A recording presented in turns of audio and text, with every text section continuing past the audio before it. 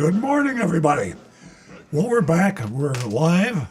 It's our second show since we had several missed shows. My health is good.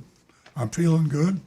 And here we are to help you navigate the minefield of finding an honest dealer to buy your car from, no matter whether it's used or new, expensive or middle or low priced.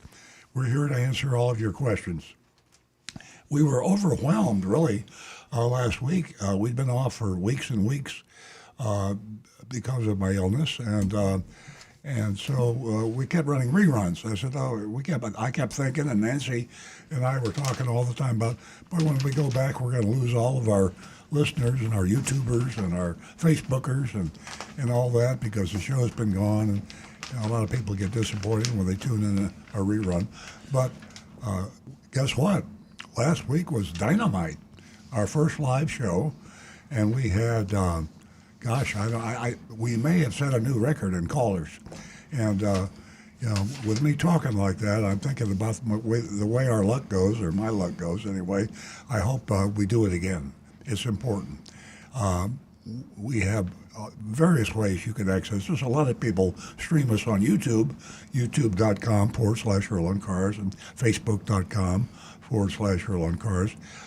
So it's almost become the major source of people absorbing our show, and that's visually and with the audio. But I get worried because we love our callers. The people that have been with us for years. A lot of people aren't into streaming, and particularly older people like me. And so you prefer to have your radio as radio, and you listen to it. And a talk show used to be a big, big thing. And there's not a whole lot of talk shows around now, radio talk shows. So we offer something that's become unique because of our technology and the 21st century. I'm going to give this number out probably too many times, but I don't really mean that. You can't really give it out too many times when you figure we're on the air for 2 hours. That's a long time to listen to anything. And we 8 to 10 Eastern Standard Time, 8 a.m. in the morning until 10 a.m. in the morning, of course. And if you're listening for 15 or 20 minutes, we have just one chance at you, maybe to call and give us your question or advice, or suggestions, whatever. So our call-in number, please write this down, because I know you're not going to call me right now, but write it down, because you may come back into the kitchen or wherever you got the radio going, in the car, and call us at 877-960-9960. That's 877-960-9960. I look at that telephone number as I read it out, and the 960 was the original, what do you call them, call letters, call numbers for the radio station 20 some odd years ago when we started this show. And Nancy Stewart, my co-host, and I started the show with a little company called Seaview Radio. They sold it out, exchanged hands a couple times, and we used to do the show on Thursdays for half an hour.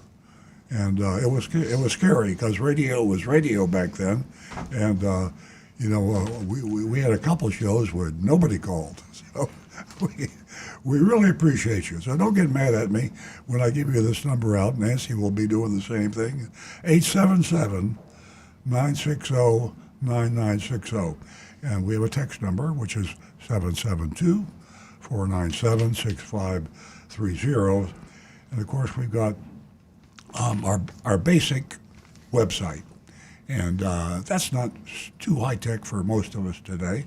It's earloncars.com. And it's kind of like the hub of the wheel, earloncars.com. That's where we archive our mystery shopping reports. That's where we go in every week and pretend to buy a car and tell you what really happened in the buying experience. We air that at the end of the show. So we've got those archived. We've got my blog archived. So if you go to earloncars.com, www.earloncars.com, you virtually have everything that we've ever done. I mean, we're from back 20 some odd years ago to today. And we also have a list of dealers that we recommend, car dealers, and you can check that, and you'll find out the ones we say don't buy from. So we do that, and I mention that at some length because it's no one else I know that does it. I mean, it's just not done on the air anymore, where you name a business and you name the salespeople and you name the managers. I mean, you tell everything about the car dealership, and if they treated you right, we give them some good grades. We ask you to vote on the show, and then we post it. So I'm surprised that other people don't copy this, but they don't.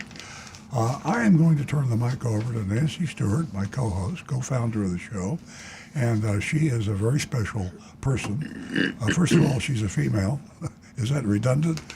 She's a female, and she has seen the light long before a lot of other people saw the light, and she has brought the female population that we are broadcasting to, videoing to, she's brought them into active participation with the show by calling the show.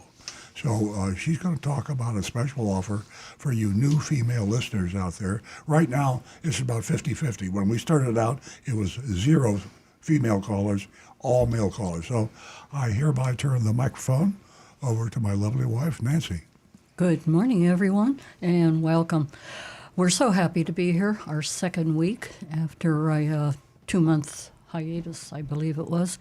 We have a whole lot to get to, and in the news is Amazon again, and Amazon aims to transform automotive retail, and they have a young lady here that's in charge, and this is going to be quite a journey.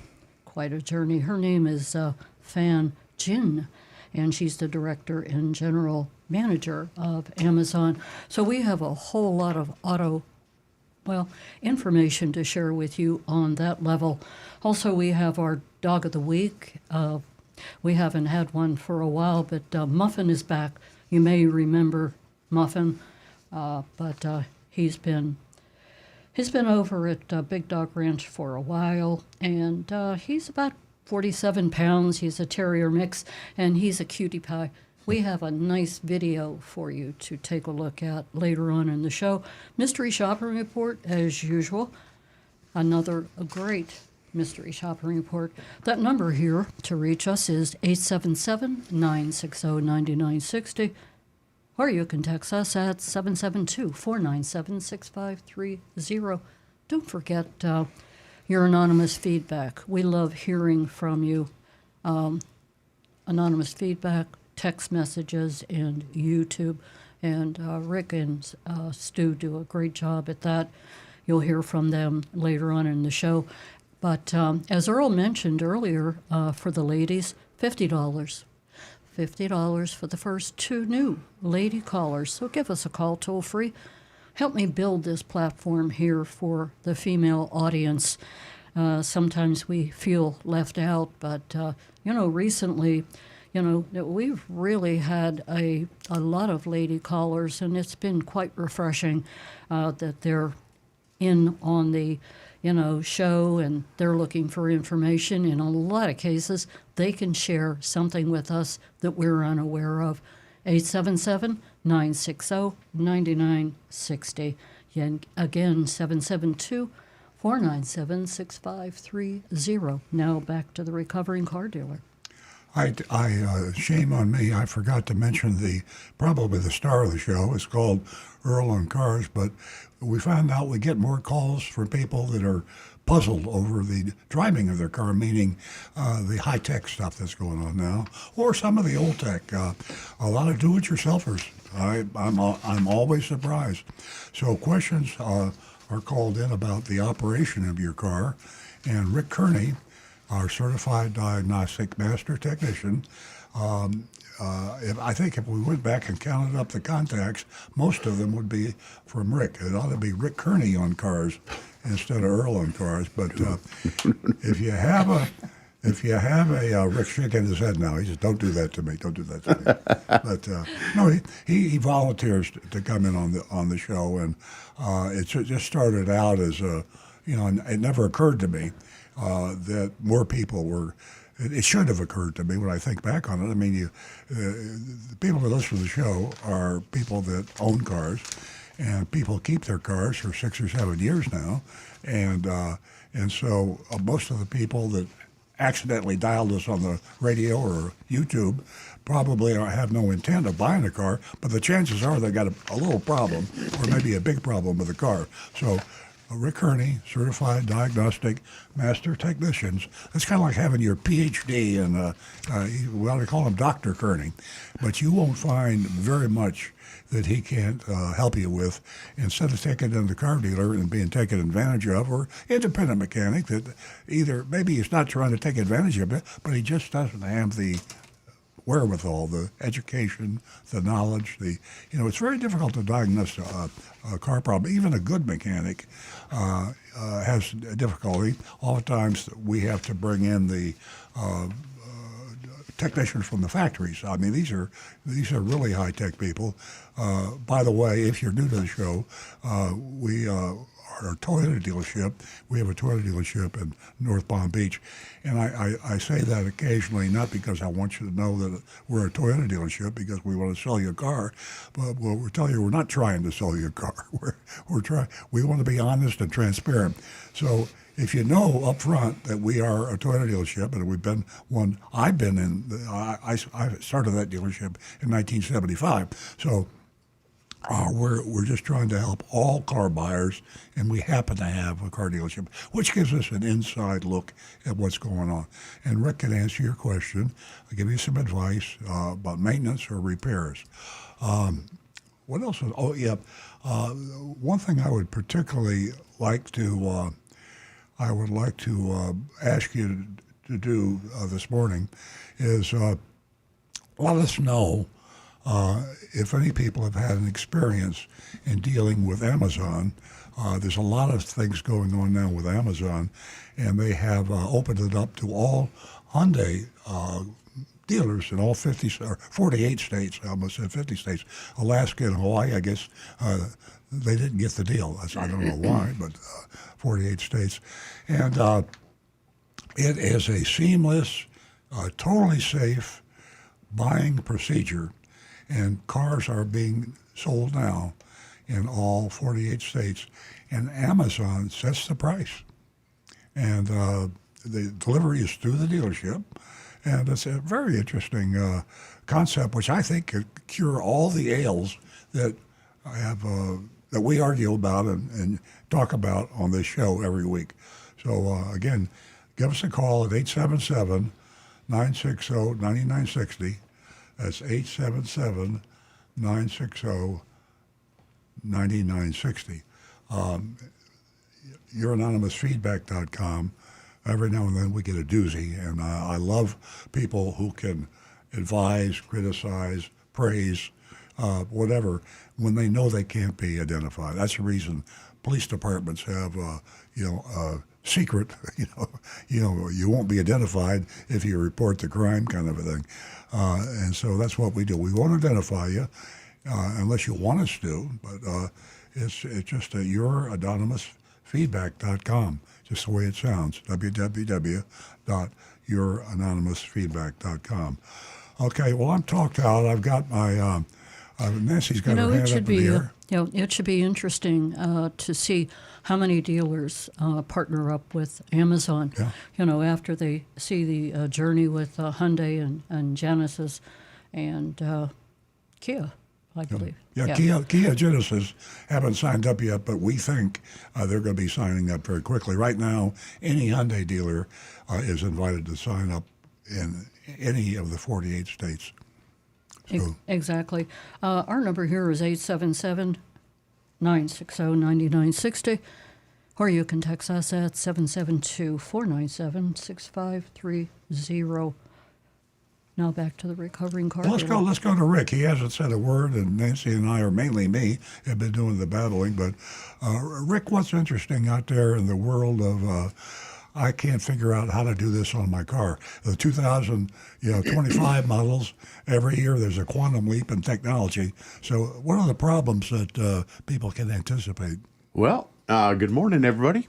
Let's just follow our little tradition here. We'll start right off with the text from Anne Marie. Oh, Every week she has some really great questions and stories for us. So we're going to start right off with her. Yeah, we really look forward to hearing from her. Good morning, Anne Marie, and thank you so much every week for your texts. And she says, good morning.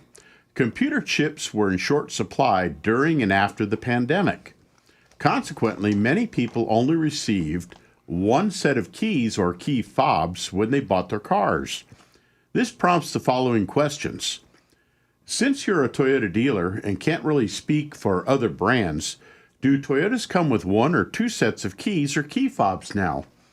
Well, Toyota's still trying to get two sets of keys or two fobs for every new car, and they're going back and they're catching up with all the folks that only got one key, and they're sending out reminders to folks, hey, these are now coming in, we're getting them in stock, and setting up appointments with folks to come in and get their new keys programmed so they have that second key. And I'm pretty certain all the other manufacturers are doing the same thing. They're all trying to get caught up from this. It's a long road, but it's coming along. And she said her second question, what is the cost of a replacement key fob through a Toyota dealership? Well, now most of you know, I'm sure that, a lot of new cars are what we call a push to start. So you've got that little key fob that's just a simple box. And these, depending upon the model of car, the make of the car, can range anywhere from about $75 to as much as $200 for some of the more luxury cars. And for some of those fancy cars, the fancy European cars, they can be $300 or $400. They're quite expensive for some of them. And most of them now are very easily programmed at the dealership. It only takes a few minutes, and usually it is restricted to the dealer that you have to have it programmed there. And the reason for that is it's a security thing, folks, because a lot of you will find out when you get that second key and it gets programmed, every time you get in your car for like the next week and a half to 2 weeks, you'll see a message pop up on the dash that says, new key has been programmed. And the reason for that is, say you go somewhere and you want to use valet parking, and somebody nefarious gets hold of that key while they're nearby, or maybe that key is just close enough to your car that they can program it. They'll program a fake key to work your car. And the next time they find your car, which it can be easily done, they now have a way to access and steal your car. So that's why when that message pops up, it's simply telling you, hey, a new key was programmed in, but usually within a week and a half or so, that message will vanish. Hey, Rick, just to jump in there quickly, there are a lot of other sources to buy a programmable key fob, and I just went to ChatGPT. Websites like Amazon offer a wide selection of key fobs, so you can go to Amazon, and also programming services. Ace Hardware is an example. Auto parts stores like Napa and APA Parts, Auto Parts. There are a lot of specialized vendors out there. So before you end up paying $300 or $400 for a programming service, or even for or also with additional charge for the fob itself, shop it online, and you'd be surprised. There are a lot of people out there that get you a bargain on those. Yep. And the way those actually work is the key that you have is programmed to your car. It has its own code that will talk to your car. And when you get a new key, it has its own code and it will talk to your car. But what they do with those aftermarket ones is they actually program it to duplicate the code that you have on one fob. So now you have two fobs that are kind of like identical twins.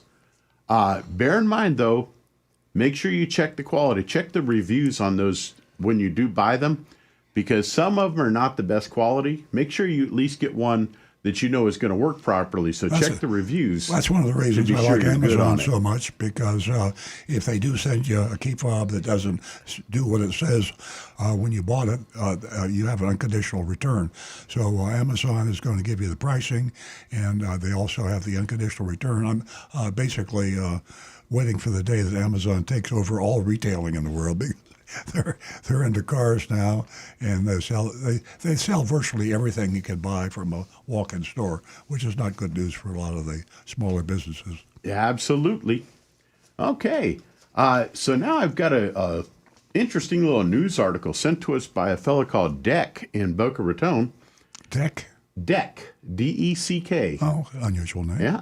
And this one is, I mean, it's a futuristic thing that, well, I got to say, this will be interesting if it comes out. Apparently, Mercedes-Benz is experimenting with solar paint.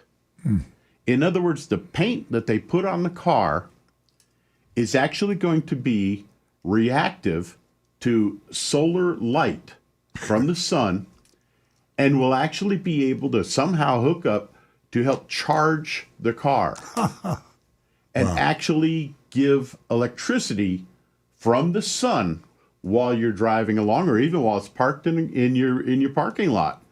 Now, of course, folks with a garage, it'd be a little more difficult, but hey, that is some pretty interesting new tech.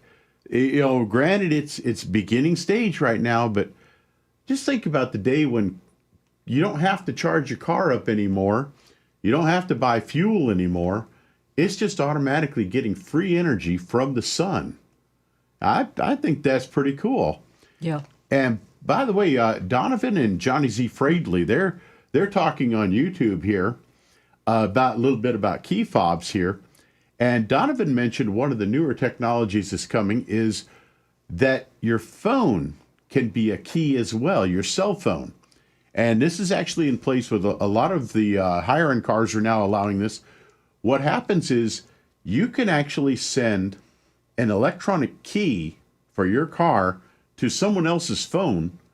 So say you're out of town and somebody wants to come and borrow your car, and you authorize them, you can send them a signal to their phone, so their phone can then become the key to unlock your car and authorize them to drive your car without even having that mechanical key fob in their possession. Let's back up for a minute to the solar paint. Sure. I ask everything that I ever hear, I double check with ChatGPT.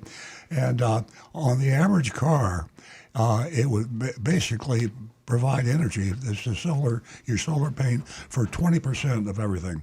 If you're an EV, if you have an electric vehicle, and depending on your location, because of your location on Earth with respect to the sun, if you lived in Stuttgart, Germany, and you had an EV, the solar paint would give you 62% of the energy that you needed to drive the vehicle. So that just knocks my socks off. I can't.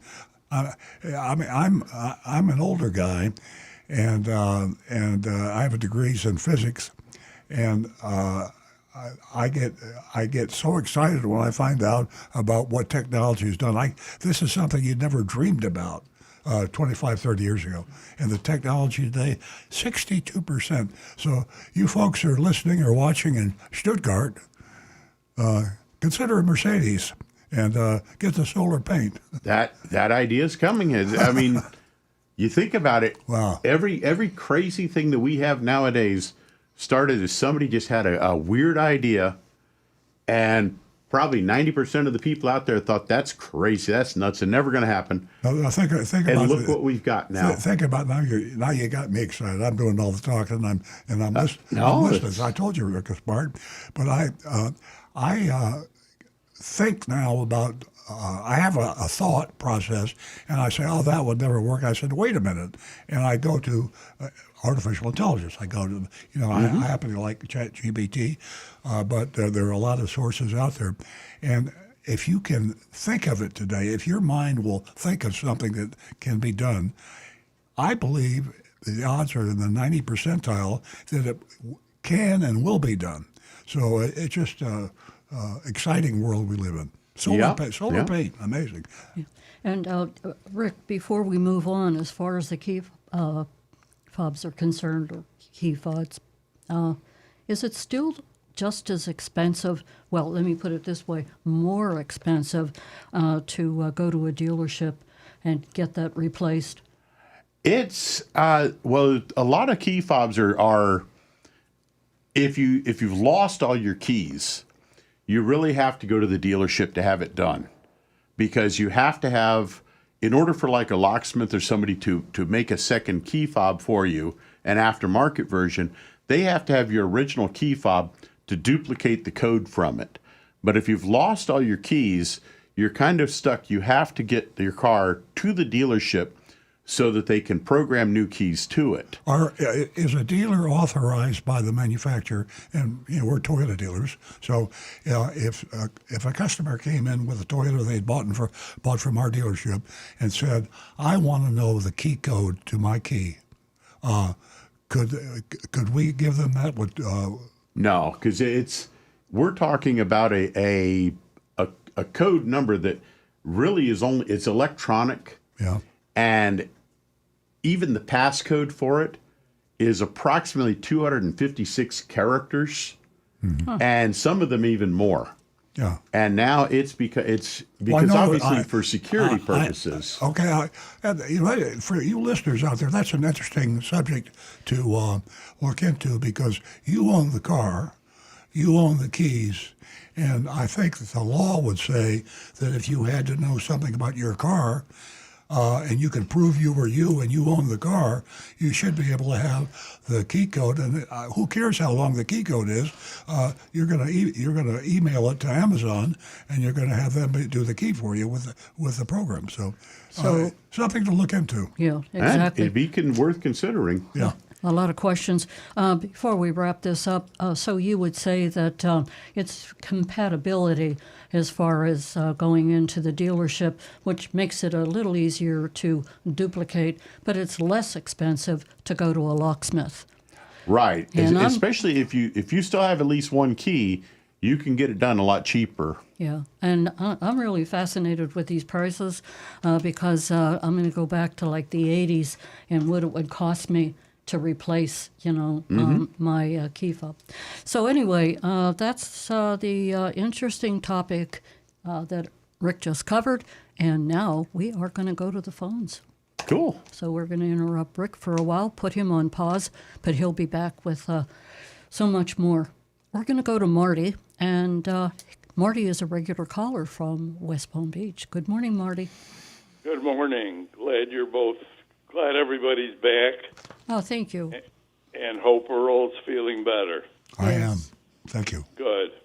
I've got a beef with Toyota that I know there's nothing you can do about it, but when people are buying cars for $40,000 and $50,000, and my 1 year just came up in February, and now if you want to keep your remote subscription on your phone, they want to charge you $25 a month. And I think it's ridiculous when you're spending all this money for cars that now you have to pay to keep the subscription up. At least you'll be included for 3 years, not one. But to me, it's very petty. And I know Toyota's in business to make money, but I think that's poor business. I totally agree. I totally agree, Marty. And I have a lot of. I wear two hats. I have my Toyota hat, and I have my consumer hat. And so you can't wear two hats at the same time. So this, or you can, but you look foolish. But that's why we have this show. But yeah, I don't like the way Toyota puts me on the front line and involves me in having to tell the customer that this particular part, for example, or this particular operation costs this much money. As a retailer, I can price my products any way I want to, but for them to pull a stunt like you're talking about, to give me something free for a year, and then say, okay, your free gift is expired. Now send me $500 if you want to keep it. And they've done that, and all the manufacturers are doing that. So if it's like a trick to get you to buy into a convenient remote or accessory or whatever it may be, and when you like it, and maybe you didn't even know you had to subscribe to it, suddenly it won't work anymore, and then you get the letter in the mail. Oh, if you'd like this, we'll only charge you $1,000 a month, or whatever. I exaggerated. And remember a few years back, I think it was BMW that did this. They had heated seats in their cars. So when you purchased the car, the heated seats were it's actually a built-in feature of the car.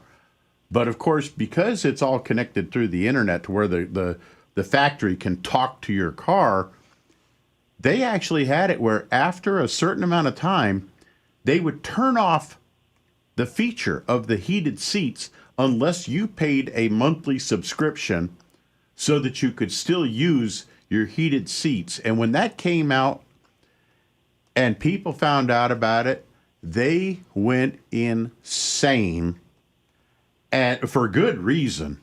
And BMW very quickly said, no, okay, never mind. We're not doing that anymore. Your heated seats will work now just fine. Because I agree totally, especially the idea now, if it was something like OnStar or one of the other connected services where you push a button and you're talking to a live person, I can understand that because there's overhead. They have to pay for that person to have a connection, to talk to you, and have a live person there. But when it's simply a computer program that you already own everything in that car, and you're simply connecting to their computer database that they're not spending a doggone dime on, it keeps it's up and operational. Why should you have to pay a subscription to that? Yeah. I mean, we're not talking that they're spending any extra money making new content that's going to be available on that. It's all there. They just want to charge you just because they can. Yeah. And I totally agree. That's ridiculous. Everybody in the studio agrees with Rick. He's got a good point. Yeah. It's Yeah, just it was very simple. Let's say you forgot to lock your car door. Well, you could lock it with the phone. Right. Yeah. And now, obviously, it's when you get to that screen now, it says your subscription expired. Yep. Exactly. So, I mean, that's annoying. they've got these security the door locks for your front door at your home that you can have your phone will lock and unlock your door for you from anywhere, and you can send keys to other people so they can come and gain access to your house, and they don't charge a subscription. Right. You buy the lock, you own it, you have access with your phone to that system, and you don't pay any more for it. It's a one-time cost. And that's the way a car should be. You should not have to pay a subscription to use features that are built into your car when it comes out of the factory. That's just my opinion, but I'll stand by it. Yeah. And We what all I do know, they can add $500 to the sticker and include it for the life of the car, and people won't realize it anyways. And when the car gets discounted or whatever the selling price is, it's in the price of the car. Marty, thanks very much. I love it when people call and ask about misbehavior by Toyota, because I'm one of the few dealers that isn't afraid to say you made a mistake, and this is not the way we should treat our customers. Marty, we got a bunch of people on the line now, so thanks again for the call. Thank you. You're welcome, Bye. Marty. Thanks so much for calling. We look forward to hearing from you every Saturday. Thanks for bringing such a, interesting subject to the forefront. Ladies, how were you treated when you went into the dealership? Did you go in for service, lease a car, rent a car, purchase a new car? How were you treated by the salesperson we'd love to hear from you. And if you're a new caller this morning, you can win yourself $50. And we want to hear from you. And here's proof. You can win yourself $50. $50 for the first 2 new lady callers. Share your experience with us and the ladies that are listening. Help me build the platform. 877-960-9960. We're going to go back to the phones and we're going to talk to John, who's calling us from West Palm Beach. Good morning, John. Hey, good morning. Speaking of the key fobs, if you go to Costco, they got a truck out there. The truck does key fobs, and it's pretty reasonable. And this is why I call, except for European cars. So if you've got a Mercedes or BMW, you can't get the key fob. You know, that's dealership only. They can only service, you know, all the other brands, American and Japanese. And Okay. So Well, you're that's- saying the high-end luxury cars That's great information. Great information. they can't get And, they can't make the key fob for that person who has the high-end luxury car. yeah, just the European cars, the European one. Okay. BMW, you know, whatever they are. Okay. But they are making the basic key fob, right? Yeah, they're replacing them or making a copy. Yeah, like the Making push copies. start. Right. Yes. You know, and all the key fobs. Yeah.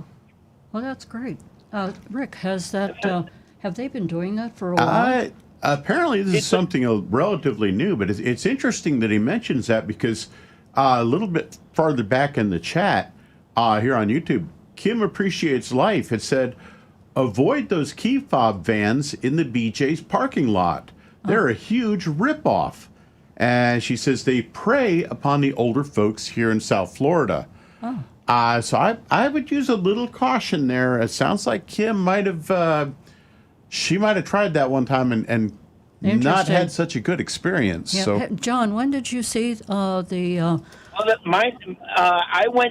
needed to replace a key fob on our Mini Cooper, and I happened to see that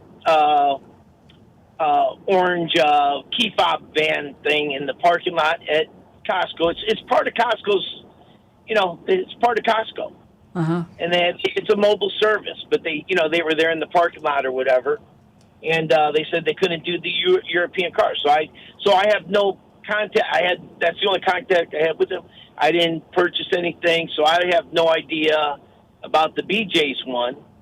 So I don't know. But once again, that's one of those. You got to be an informed buyer. Yeah. An informed shopper. Exactly. When coming to that stuff. That's pretty important. That's why this radio program is so important. John, Same thanks so thing much with for the compliment. And same thing with the Earl Underground Cowboy people. I forgot what it's called. It's been 2 months.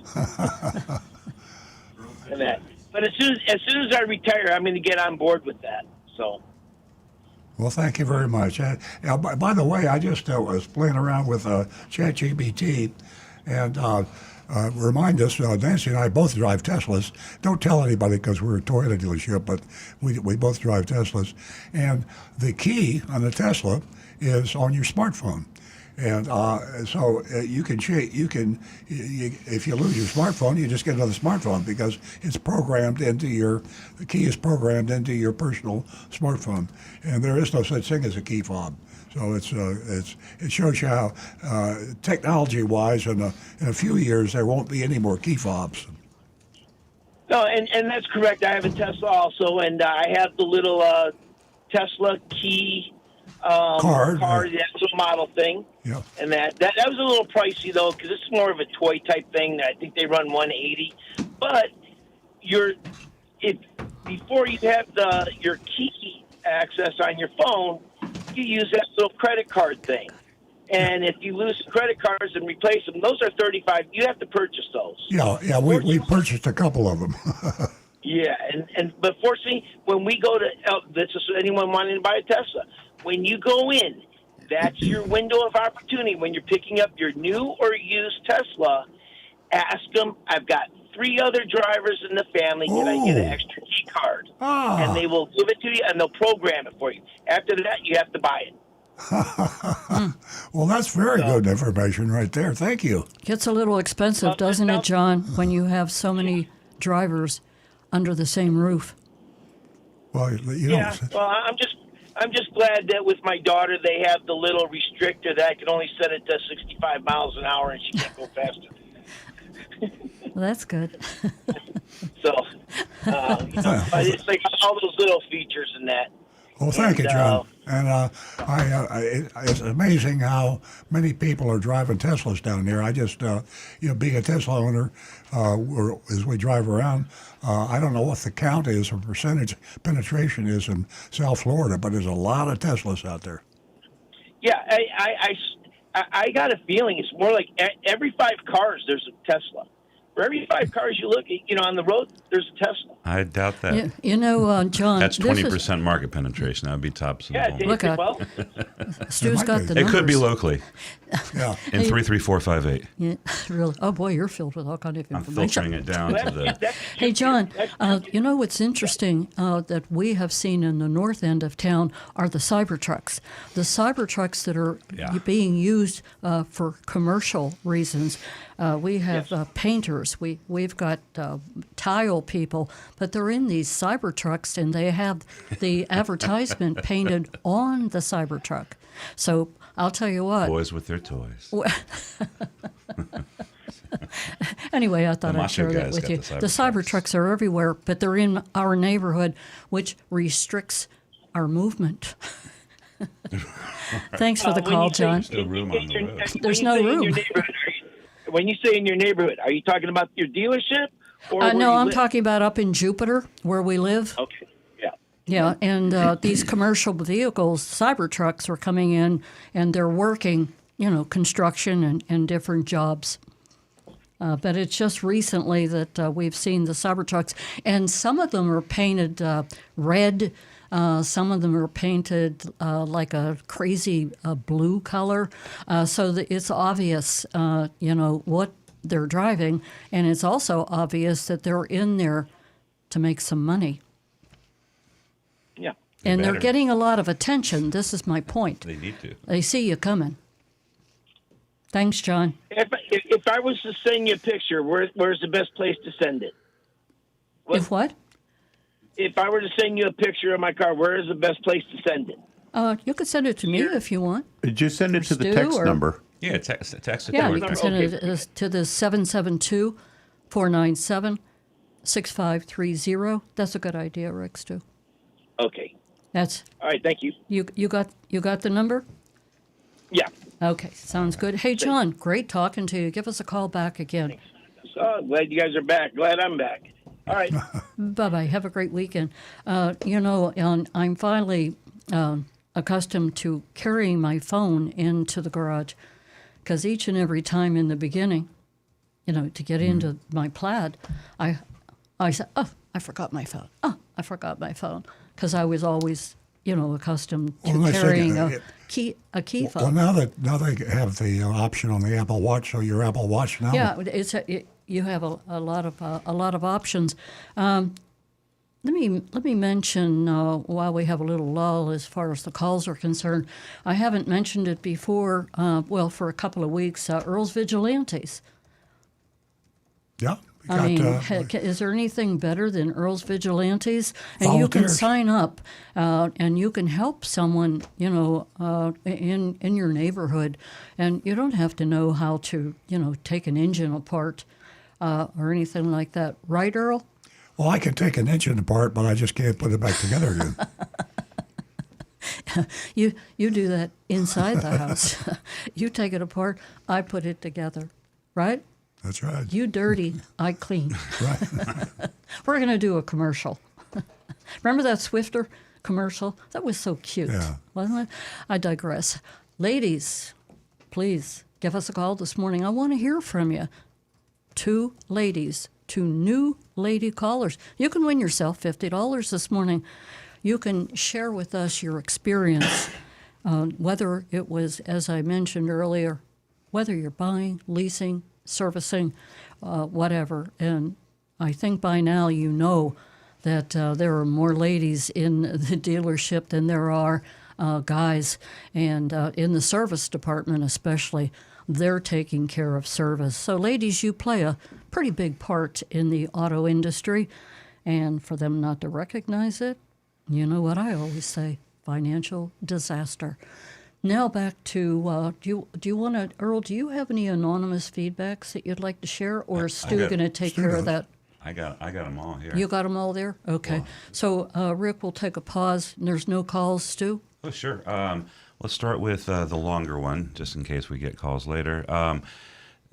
Anonymous feedback comes into youranonymousfeedback.com, and we have no one has any way of knowing where they're coming from. So you send it to that youranonymousfeedback.com. It pops up into this website and our email boxes, and it's completely anonymous. All right, here it is. EV parts are going to be cheaper if you have access to cheap charging, but the insurance is still going to be higher than internal combustion cars. But the problem is the battery pack only can be charged up to a limited number of times, which usually works in a car for 8 to 12 years at best. And since the battery pack change is close to price for a full car, I just lost my spice. For a car, and in a used car case, it costs more than a car. Then basically the battery life is the car life. So since the car has a short life, it will lose its value fast. And if you factor in how much you lose, if you sell it within the 4-year to 5-year time frame, then yeah, it isn't worth it. And this is just pure money on the pure money side of the problems. Don't get me wrong. There are cases where it is a good deal to get an EV. Like if you live in a city and your workplace or home has free or cheap charging, then yeah, go for it.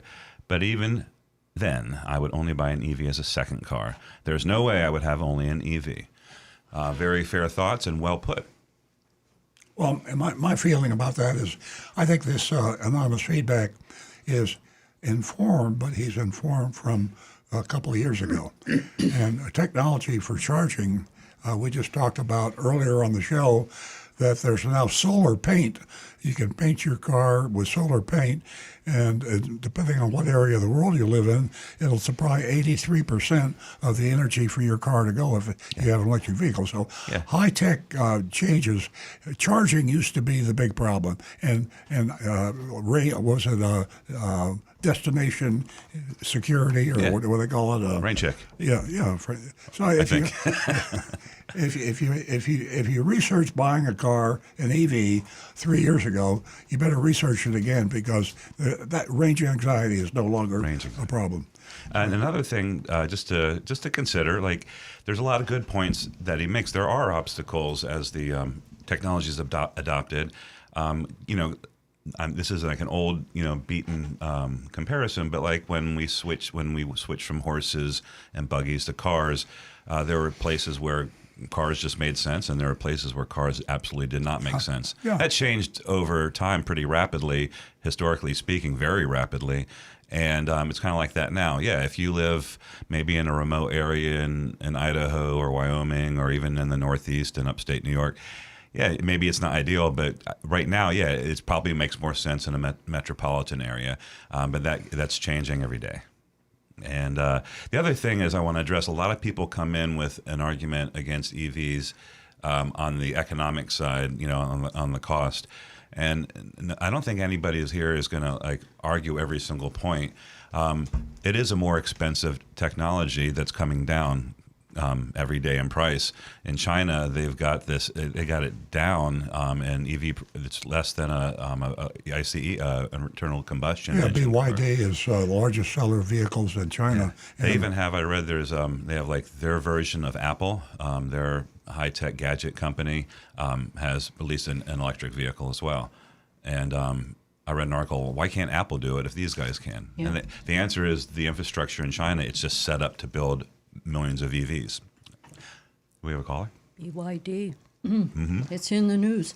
We're going to go back to the phones. Yep. We're going to talk to Bob in Lake Park. Good morning, Bob.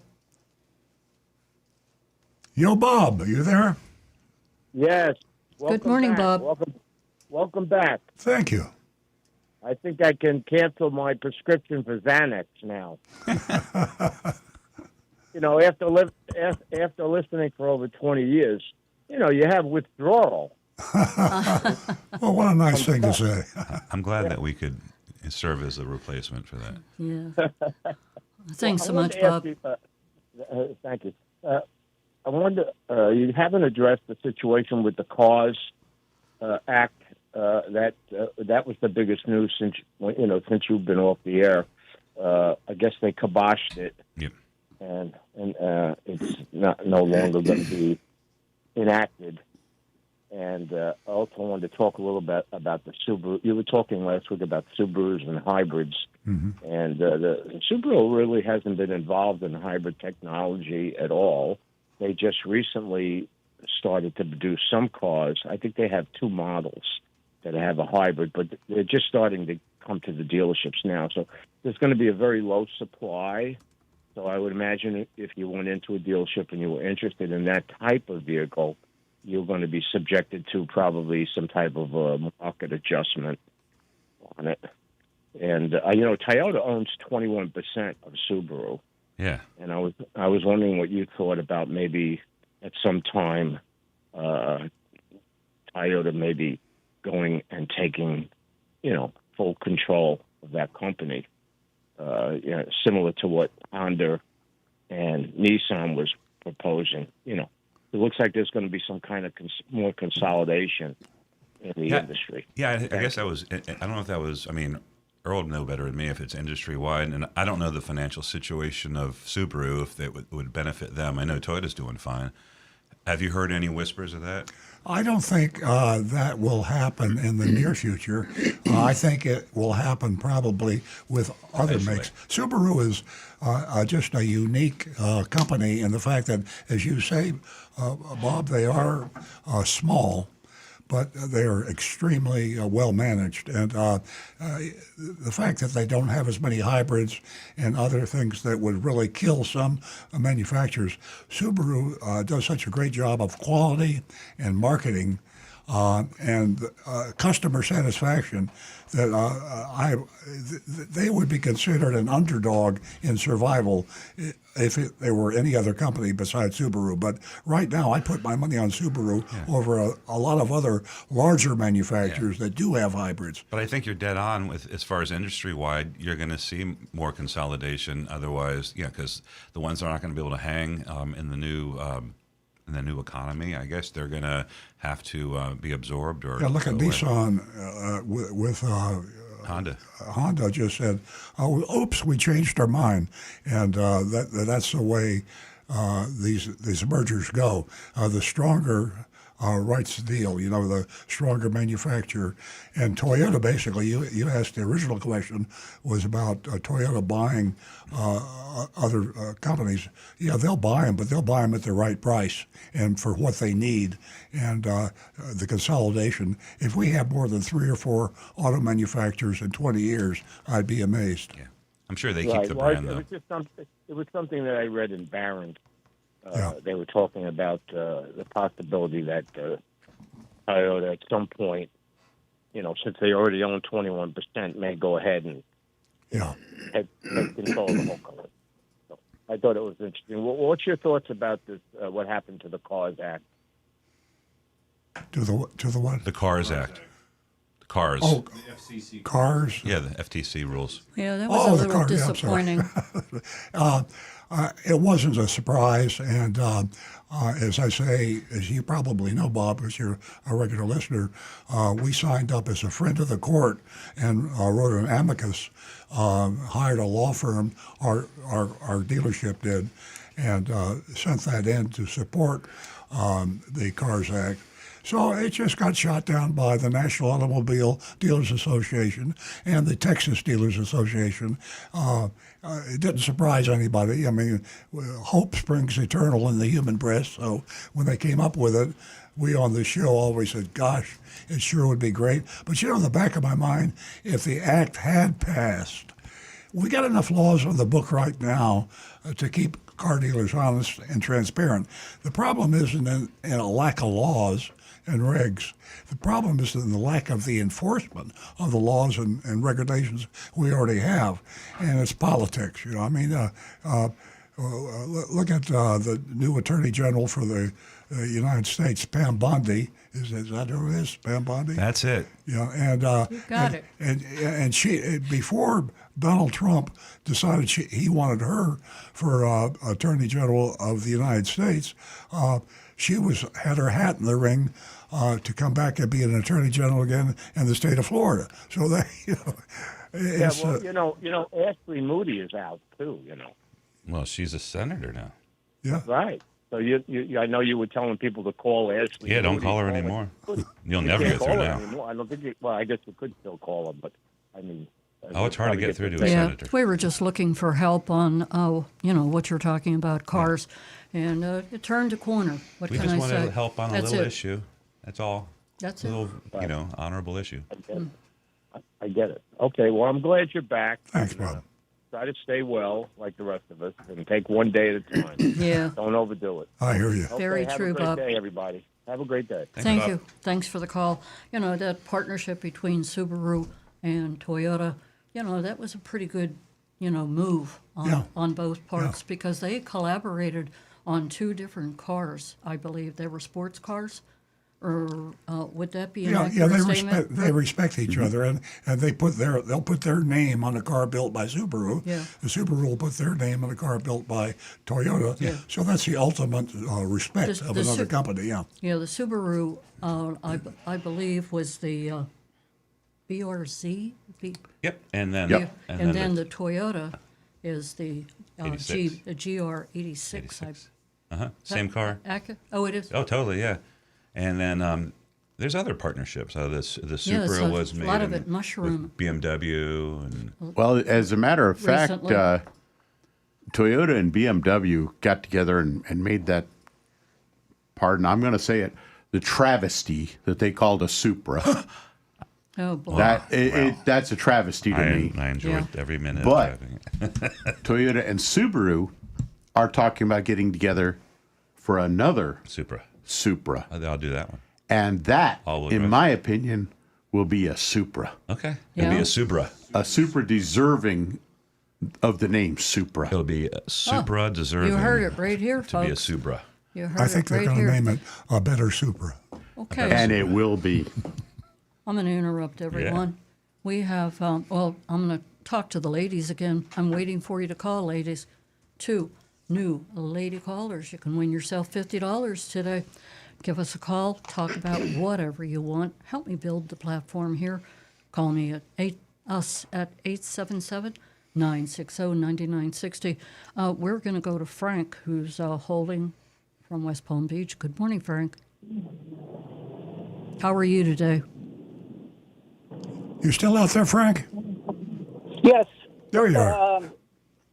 Mr. Stewart, I enjoy listening to your show every Saturday for the longest time, and I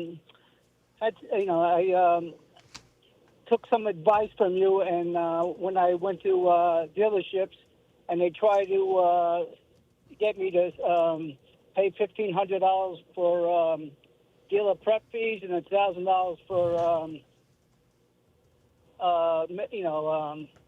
other fees that were ridiculous. I just walked out of the showroom. But I saw an advertisement with Lincoln, Schumacher, and Del Rey that indicated that they were one of the vehicles I was looking at was Corsair, and they were advertising at $350 per month with no down payment. That was on Thursday evening. And Friday morning, I go down there at 10 o'clock, and they said that it's no longer that information was no longer available, or that deal was no longer available. I was like disgusted, and I just said, "Okay, thank you, have a good day," and I walked out. But what was my recourse on that? I wasn't sure what I could have done. Well, Frank, will you back up a little bit and tell me about your experience at our dealership? You said that you were charged $1,500 for what? Yeah, well, I was looking at Infinity Q50 in Fort Lauderdale, and they offer and they're I asked them for their out the door price, and they included $1,500 for dealer prep. Oh, okay. Another $1,000 for administrative fees. I got you. So I misunderstood you. I thought you said you'd come into our dealership. No, not yours. Not yours, Mr. Stewart. Yeah, very good. Fees are, we call them junk fees because they are a hidden price increase, and it's the cancer of the auto industry. The car dealers all over the United States participate. So it's the dealership in Fort Lauderdale is just following the handbook that car dealers all have, advertise the price lower than you or your competition would ever sell the car for, and then when the customer comes in, sneak in hidden fees to raise the price where you can sell the car. And that's been going on for 100 years in the retail car business, and it's coming close, we hope and pray, to a stop. But you were victimized just like virtually every other car buyer.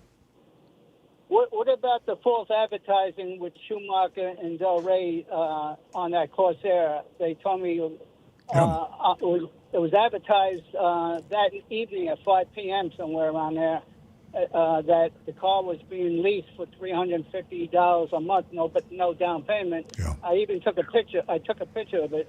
Then I went to the dealership that morning, the following morning, and it said that deal is no longer available. Yeah. It's South Florida is the worst of the worst in the way car dealers are transparent and honest. They are dishonest, they are non-transparent, and there is no regulation. And this show has been on the air for 20 years trying to get somebody to do something about it. We've talked and communicated with every attorney general from 20 years ago till today. So the laws are on the books to say what they are doing to you and all the other car buyers are illegal by Florida law. The problem is the Attorney General and the other enforcement agencies that are purportedly out there to defend you and other consumers, they are totally without value. They will not go to bat and enforce the law. And that's where they are. I'm amazed now that more people don't raise more hell about the way our regulators fail the consumers in South Florida and all over the United States for that matter. Yeah, but Earl, I consider that false advertising, deceptive advertising, rather. It is. It's false advertising. And in fact, this will really make you angry. The manufacturers are also breaking the law with false advertising. If you watch a television show or go on online video, you'll see a car advertised for a certain lease payment, say $275 a month. And then at the bottom of the screen, almost invisible, will be a disclosure that says that's what $10,000 down.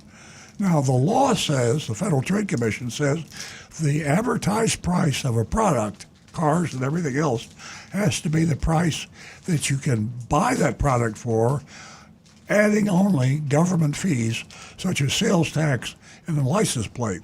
That's the law, but the manufacturers are violating the law because the fine print is not readable. So when the federal government authorizes illegality, you're in serious trouble. I mean, they know what's going on. That's why I took a picture of the advertisement on TV, so I could look it over. Yeah. And I didn't see anywhere that they were going to charge me any money for or any down payment rather. And Ron, I'm going to congratulate you. You sound like as if that you're an informed consumer. You were in full control. And, if there's something that's even more annoying to me, that is, the market adjustment fee. And they can slip that in very easily. It just depends on how much you need a vehicle.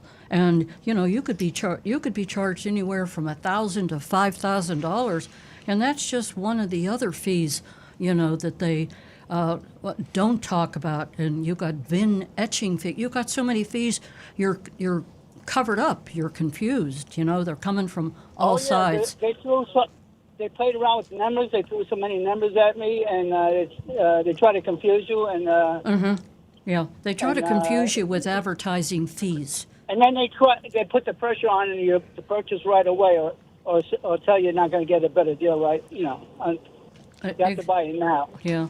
And we haven't even talked about the extended warranties. I mean, there is just so much that you can be hit with, and being an informed consumer, informed consumer is, I'll tell you what, it's worth its weight in gold. Right, Rick? Better than a consumed informer. What insurance extended warranty do you recommend? Which one is the better? The manufacturer, if you're going to buy an extended warranty, we don't recommend extended warranties on this show. It's a matter of personal choice. We don't say never buy one, but if you, for peace of mind, you want to have an extended warranty on your vehicle, you should go with the manufacturer's extended warranty. If you buy a Honda, they have one. If you buy a Chevrolet, they have one. So be sure before you pay the money, be sure you find out what that extended warranty does not cover as well as what it covers. Yeah. Yeah, my mechanic warned me. He says, get something that will cover the seals. And Rick's giving you a thumbs up for that. Yeah, we got to run now. We've got a bunch of calls on the line, and thank you so much for calling. I appreciate it very much. Thank you. It was a pleasure talking to you. Have a good day. It was nice talking to you too, Ron. Give us a call again. Our number here is 877-960-9960. You can text us at 772-497-6530. Stick around. We've got the Mystery Shopping Report. We've got Muffin. We've got a video to show you. We got all kind of stuff to get to. And ladies, I'm still waiting. $50. First 2 new lady callers. Give us a call. Talk about anything. Say hello. 877-960-9960. We're going to go to Ron in Boca. Good morning, Ron. Yeah, hi. I'm a listener for a pretty long time, and I always hear Earl talk about his book, and I tried to locate it at a couple of different libraries. Is that available at your place of business, or is it available on Amazon? It is available on Amazon. Yeah, it's on Am Amazon. Am I using the right title? Recovering? Confessions of a Recovering Car Dealer.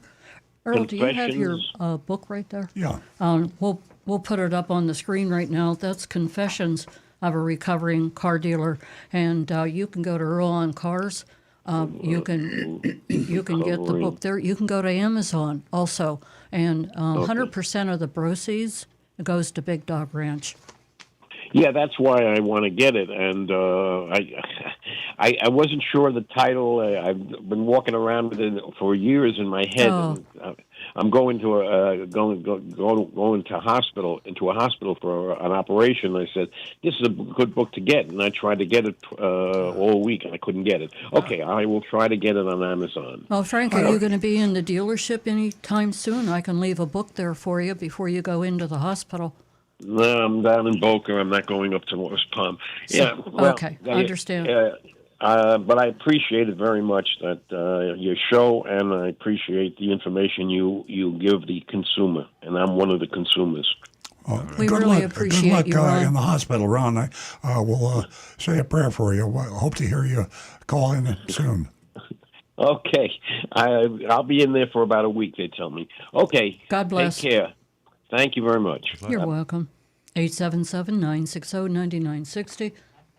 And you can text us at 772-497-6530. We're going to go to, I think we're going to go to John in Palm City. Good morning, John. Welcome. Good morning. I want to personally welcome Earl Stewart back.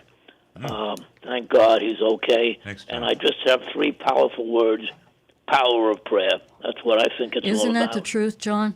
Wow. Absolutely. If Yeah. you remember President Trump, when it was attempted assassination, and he turned to the side, he said himself, God save me. So I just want to thank him for coming back and being healthy and stay healthy. Yeah, I want exactly. to also Thank you, bring John. some more joy to today's show. A TV commercial, which is fabulous in my opinion. It's from my era, and it's about WeatherTech floor mats, if anybody saw it. It has everything in there, a car of my era, a Lincoln four-door convertible Continental. In that ad, it has senior citizens. It has the stressing of no alcohol. They're drinking tea in the car. It shows the good times people were having when we had the convertibles. And it's just everything in it. It even has a scene, a part of Thelma and Louise, when they go airbound for a while. And it's really funny. It just reminds me of other good, some TV movies. One was Cousin Vinny. It's my favorite show. Yeah. And Thelma and Louise. But I just want to bring a little joy. And everybody didn't see that. They should watch this ad. And it's really funny. That was the Super Bowl ad, right? Yes. Yeah. No, this is no, this is for the WeatherTech floor mats. Yeah, but I think they played it during the Super Bowl. Oh yes, Yeah. And you can find it on YouTube. Anyone who wants to see what John's talking about, just search WeatherTech ad on YouTube. It comes up. Yeah, the ladies are driving around in their old cars. Yeah, what a great they're doing donuts. Which I'm one of. I like the scene where the girl in the courtroom spins around and opens her blouse up, and the guy up on the witness chair grabs an oxygen thing and puts it over his mouth. Cracked me up. John, thanks for bringing some warm and fuzzy. And if I ever got into trouble, we need a lot of warm and fuzzy right now. Right.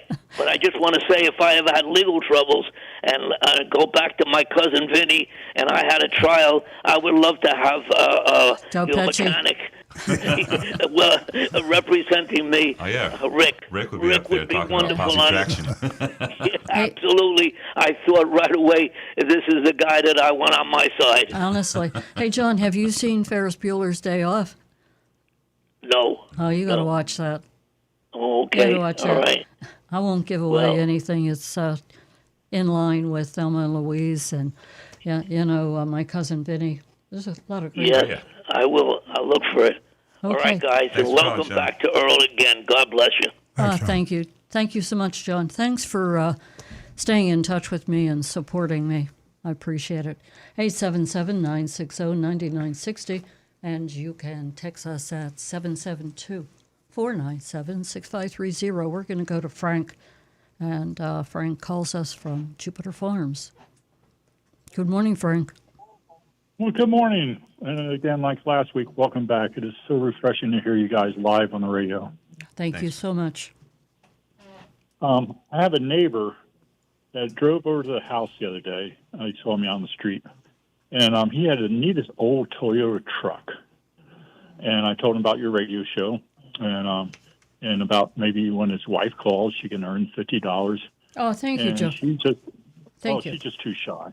She's just too shy. But anyway, and it's like from listening to your show, it has helped many shoppers and consumers, myself included, in buying a car. And it did save me money. And I also, I guess the big thing was the other day when I was getting that Lexus, the general manager or assistant general manager came out and I said, "Oh, okay, now you're coming out of the, now I can't remember what it was, the box." And he says, "How do you know that?" And I said, "From Earl Stewart." "Oh, you know Earl Stewart." They think the world of you. We met Vivian the other day. My wife and I were in there. And she just has accolades upon accolades about you and Nancy. And so it's really nice seeing happy people. And before, as you talked about the Boxer and a Subaru, and I said, GR86, it's got a Boxer engine. Sounds like a Subaru. I didn't know you guys had mingled Toyota and stuff. So that was kind of interesting. They're hard to find. Your dealership didn't have one.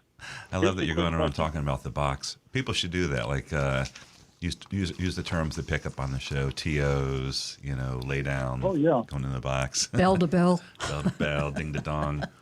On and on and on. Busting bugs. Rolling iron. A lot of times, just for entertainment, I go to different dealerships and mystery shop them in my little Frank's way of doing it, never thinking I'm actually going to buy the car. Unlike your Asian Lightning, actually ended up buying a car at the dealership. She was Mr. Light or mystery shopping. Right. And I felt the same. I felt the same way with the Lexus. I'm very, very happy we got it. But here's a question: the car insurance. Okay, I'm retired military, so I've been with USA for almost 40 years, or Geico. Everything is getting outrageously expensive. Someone said Costco had auto insurance. And I always forget to ask Costco on there, but I know you guys are very loyal Costco people. Do you know anything about any way of saving on auto insurance in this day and age? I'll look it up, but I wouldn't be surprised when you walk out of Costco, you walk through like an aisle of Costco programs and things that you could do. Yeah, oh, I know. Yeah, I wouldn't be like surprised, but running I haven't heard of it. Okay. Let's see. I guess that's about it. It's always a pleasure. It's good hearing from you, Frank. And again, wherever we go, Earl Stewart brings such a absolute, everyone has always positive things to say. So Well, thank you. it's nice when someone Well, positive. thanks for spreading the word. You guys have a good weekend. We All right, Frank. appreciate you. Thank you. Let me see. Want to get to Rick? Just a real quick one here. Donovan says Costco Insurance is no longer in Florida. They left 2 years ago. They're following all the other insurance companies. Yeah, Interesting. deserting us, all of them. Interesting. Okay, we're going to go to Bill in Lake Worth. Good morning, Bill. How are you today? Thank you. Nancy? Thank you for calling, Bill. Hi. Good to hear you all back. I had something I wanted to bring up with Earl. Okay, go ahead, Earl. You got a problem with Earl? Yeah. Earl, glad you're well. Hey, Well, I thank heard you. you mentioning about the key fob and how you should be able to get the code for that because you own the car. Yeah. And that got me thinking about something. Correct me if I'm wrong, but if I walk into your dealership with the proverbial briefcase full of cash, and I pay you cash money for a car, new or used, and I drive out and I own it free and clear, it's mine. Mm-hmm. It's my understanding in Florida you do not get the actual physical paper title to it, that the state holds that in Tallahassee. Is that right? That's correct. Yeah, it went into effect It is, but a few years ago. a long time ago. But you can get a paper copy. You can request one, get a physical. Do you have to pay them for that? I don't know. Probably. I don't think the state does anything for you. I would. I don't really know, but it'd be a processing fee of some sort. I don't know. Yeah. It couldn't be much. Yeah, not that the money's going to make me or break me, but it's just I'm just wondering if when you go to trade a car in at a dealership, if they charge you for that. Not that it's No. a junk fee or anything, They but what I'm don't. wondering about is how much money that brings into the state. A fee for duplicate titles? I think it's Yeah, $25 bucks. I mean, shoot, it's about $25. I'm thinking it would add up to a lot, I would imagine. I mean, you scale it up, millions, not millions, but thousands. I don't think it'd be like a huge revenue source, but they're making but some money. if you're thinking of, I'd have to be able to prove to you that I own it. Yeah. Right. And I think usually if in the I'm course, selling and the reason I'm just saying, individually, you might run into a situation where that's, it's important. Just in our dealership, we're doing, 3,000 plus car sales a year. And it's really, that's kind of the way it's done now. It's like everything else is just, the title of ownership is just information. And that's, if all of the computers break down, we're all screwed. But right now, it's all, go ahead. Earl has something. Yeah, Florida charges $2.50 for a paper title. Duplicate title. Okay, yeah. Okay, I was wrong on the $25. Maybe that's because Janet's been lying to me all these years how expensive it was. You lost the title? That cost $25. You know how many titles I've lost? None. So when the cars come from the manufacturer, how they send the title straight to Tallahassee, or how does that? No, work new when cars they come up in. They're not titled yet because they're new. So they come in with a manufacturer statement of origin called an MSO, Okay. and that's also held securely, and it's electronic as well. But there are copies of MSOs. And then once it's titled, the dealership's title clerk will go through the process of with the state of titling it for you. Now you could get bogus junk fees that a dealership might charge you, saying that they're titling fees because they mark these up with private tag agency and all this other stuff. But the actual cost is negligible. The crime comes from the dealers, not the state. Donovan on YouTube says that he just recently got a title from the DMV in Port St. Lucie, and he said it was $10, and he had to have his registration and identification. Yep. There you go. Huh. But you know what? You could also buy a new car if the dealership, wants. They might charge you the $10 or $20, but you could ask them for the paper title when you get a new car. Yeah, the in-person fast title service is $10. Mail-in request is $2.50, and online request is $4.50. So that's more than anybody wants to know. No, but about. it's thorough, And that's ChatGPT knew that. I didn't know that was ChatGPT. I know that was ChatGPT. Yeah. ChatGPT. We've been talking about ChatGPT. Today's is Saturday, I think.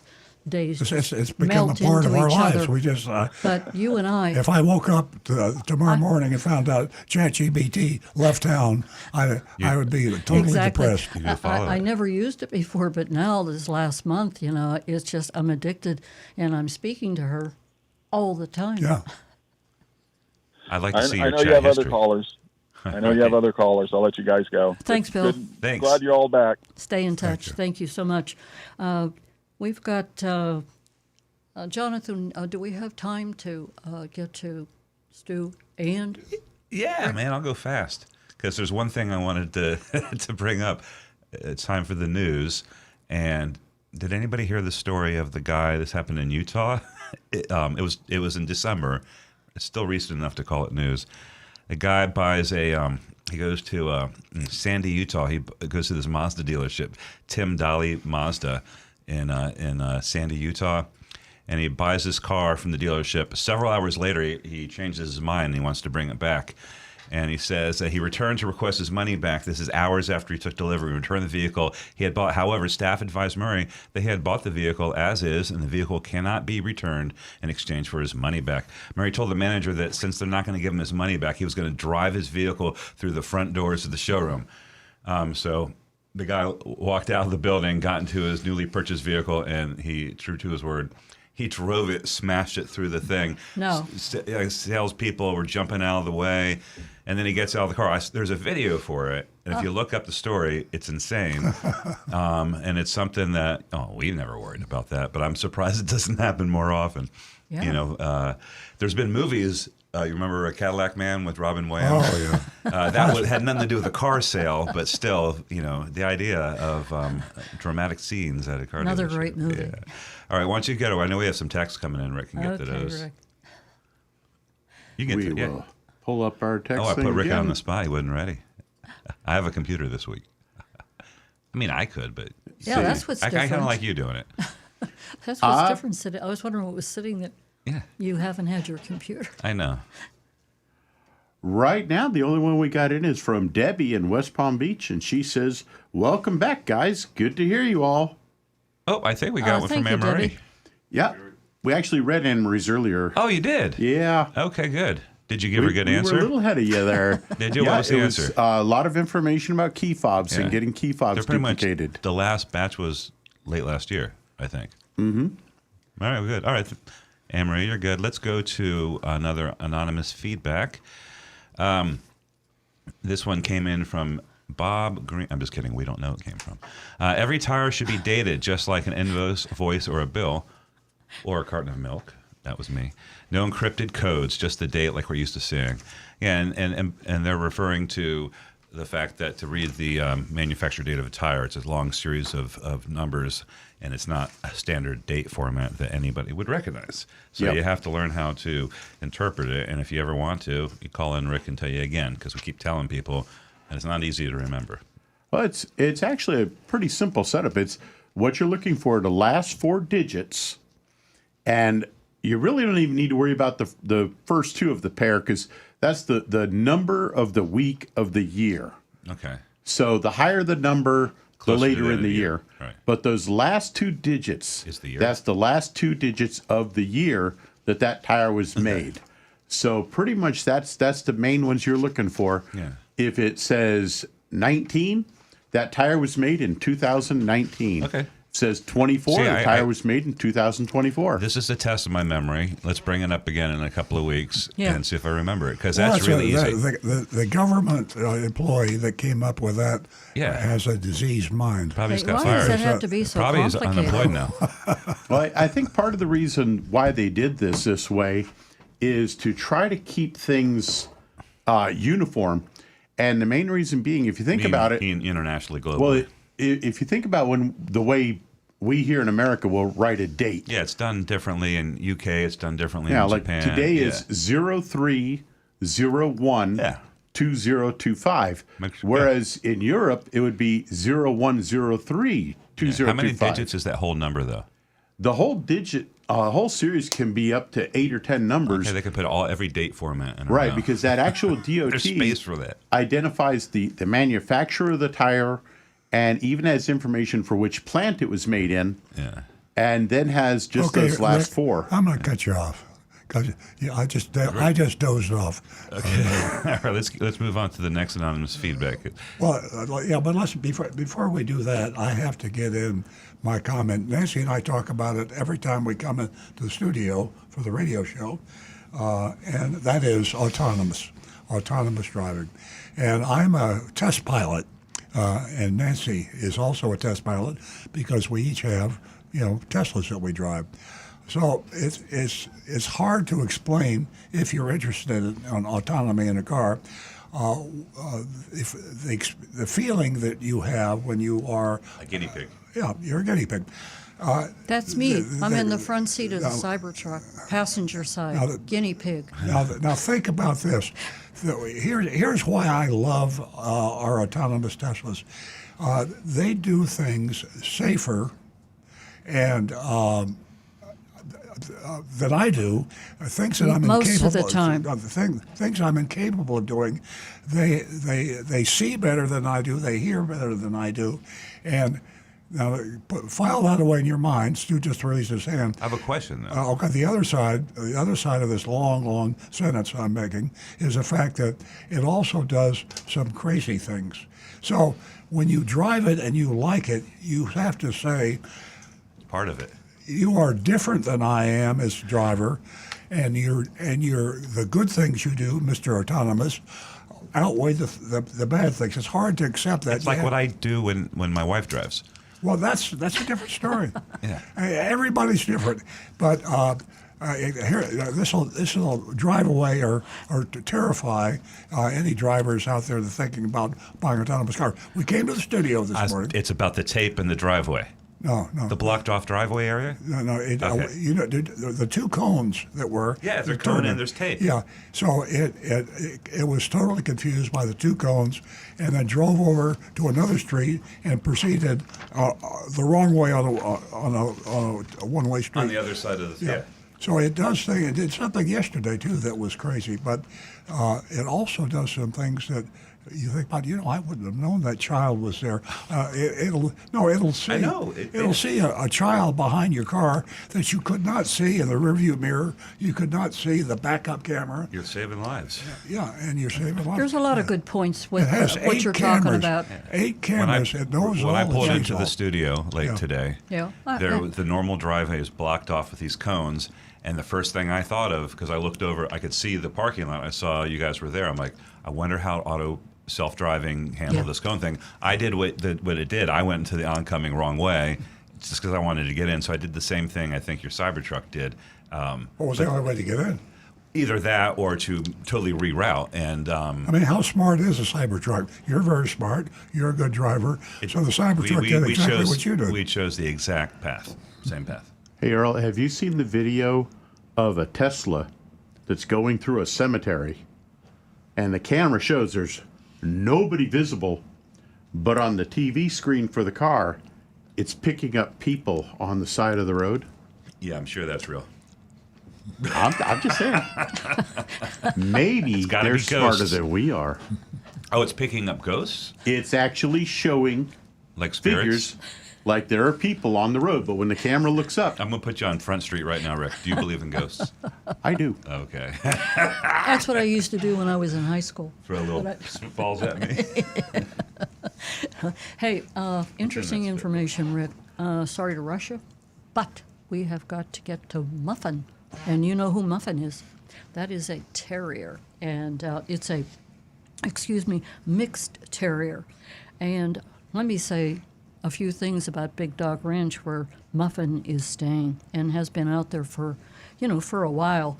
And that is that Big Dog Ranch is the largest cage-free, no-kill dog rescue organization in the United States. Weather's beautiful. You should go out and take a walk around. They were founded back in, I think it was 2008, and they had to have rescued over maybe 75,000 dogs. And just recently, they just brought in, I think it was from Missouri, you were listening to the same thing, and they got these Yorkies that they brought in. And, of course, they're mixed, and it was so, enlightening. They were so cute. They had them on TV, and, my point is that, they need to be rehomed, and they need someone to adopt them. They need to find a loving and safe forever home.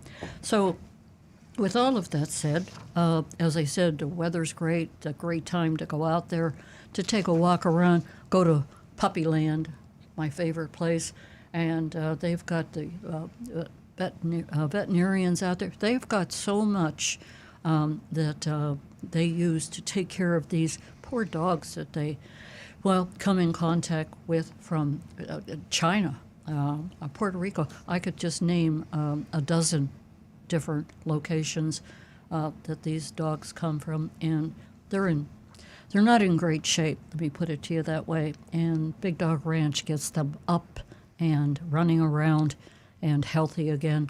So we're going to show you a video of Muffin. And Muffin has some restrictions. She prefers to be the only animal in the house, first of all. And she doesn't like cats. And she likes to cuddle. And she's good on a leash. And she's a high energy, as you can imagine. She's 47 pounds, 3 years old, and she's a terrier mix male. And she's right there at Big Dog Ranch. He is right there at Big Dog Ranch for you to take a look at. Okay, Jonathan, want to roll that tape? Thank you. How you guys doing? I'm Joseph. I've been working here at Big Dog Ranch for the past 8 months, and this is Muffin, who's been here twice as long as me for about a year and a half now, a little bit over. He is a very sweet dog, very timid and calm and relaxed. He came here with a shattered arm. We had it surgically removed, obviously, and he's been doing great ever since. He loves to cuddle, loves to lay down, loves to play, and sunbathe. Right, Muffin? There you have it. And let me mention Earl's book, Confessions of a Recovering Car Dealer, and that you can go to Amazon, you can go to Earl on Cars and purchase the book, and it really has a lot of information in it that you can use anytime, all the time. Next year, it doesn't matter. And when was the book?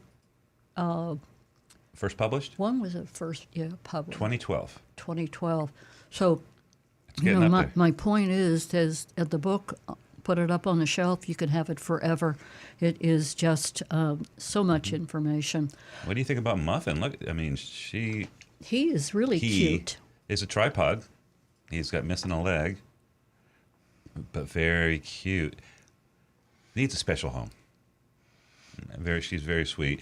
But, I know they said the cats might be a problem. I think maybe with the missing a leg, maybe it's not a problem. I mean, cats are pretty quick. I'm just saying. Yeah. Or maybe the cat was the reason he's only got 3 legs. So that's possible. I thought about that too. But anyway, if you go adopt Muffin or any of our other sponsored dogs, we pay the adoption fees, and that gets up there a little bit sometimes. We're just trying to remove barriers and make it easier to adopt dogs. So like Nancy said, go out there and visit. It's a wonderful place. They love having visitors. You can get a little tour and see Puppy Town, and it's really cool what they have going on out there. It's an entire setup just to get dogs in there, get them healthy, and get them homes. Yeah, absolutely. And I didn't mention earlier that Muffin has a microchip, and also the adoption fee has been reduced to $225. And there's just all the reason in the world to go out and take a look at Muffin's face. Isn't he cute? Mm-hmm. He's just like a little doll. He's a kisser. Okay, we are going to get to our mystery shopping report, and let me share with you the text number where you can vote on the mystery shopping report at 772-497-6530. And also you can go to a good dealer, bad dealer list.com and just, check out what is available out there for you. Okay, that mystery shopping report is from Napleton Jeep. Napleton Jeep. We're just these are all new. These haven't been aired before. We're just a few weeks behind when we were off the air, but we kept doing the mystery shops, and so I think we still have a couple more to go. Oh, that's good. So this is only a few weeks old, so it's still very relevant. This actually was done on the 13th of January, so about 6 weeks ago. Yeah, so you want to stay tuned for the mystery shopping report from Napleton Jeep, and Agent Lightning did a great job again. And as I said earlier, 772-497-6530. You can cast your vote there on the mystery shopping report, which is Napleton Jeep. Okay, Mr. Recovering Car Dealer, what do you have for us? Well, as our regular listeners know, Napleton is one of the most, what's the word? Notorious? You can't say that on the air. Notorious. Yeah, Jonathan's using bad language. He's so bad that he's actually have Attorney General offices after him. He's paid fines, but nothing phases him. And he's probably got 50 dealerships in the country. And so if he has to pay $1 million fine, that's chump change. He doesn't have to worry. He didn't have to worry anymore because I'm sure he's. So I just want to give you this heads up. Good point. A lot of the dealerships are in Florida, but he's around the whole United States. I'm going to read this mystery shopping report of Napleton Jeep, and in the first person is if I were Agent Lightning, the actual mystery shopper. I arrived around lunchtime and walked around the lot looking at the Jeep Wranglers before heading inside. No one approached me, so I went to the front desk. A young lady greeted me with a smile, welcomed me. I said, I'd like to talk to someone for more information on the Jeep 4XES. I think 4XEs. 4XEs, yeah, 4XES. 4XEs, okay. She immediately picked up her phone, paged for any available salesperson to come to the front. A few minutes later, a salesman came over, extended his hand, introduced himself as Joe. Where is this, Stu? Where is this Napleton Jeep? What, on North Lake Boulevard. North Lake, okay, yeah. Because he's got so many cars, yeah. Car stores, I wasn't sure. And I showed him the Jeep I'd been looking at online and mentioned that I saw it discounted. He stopped me right away and said, I want to explain that the online pricing shows every available rebate combined. Now, this is unusual. I'll just give you right. that they would say that. You might not qualify for all of them. Are you still interested?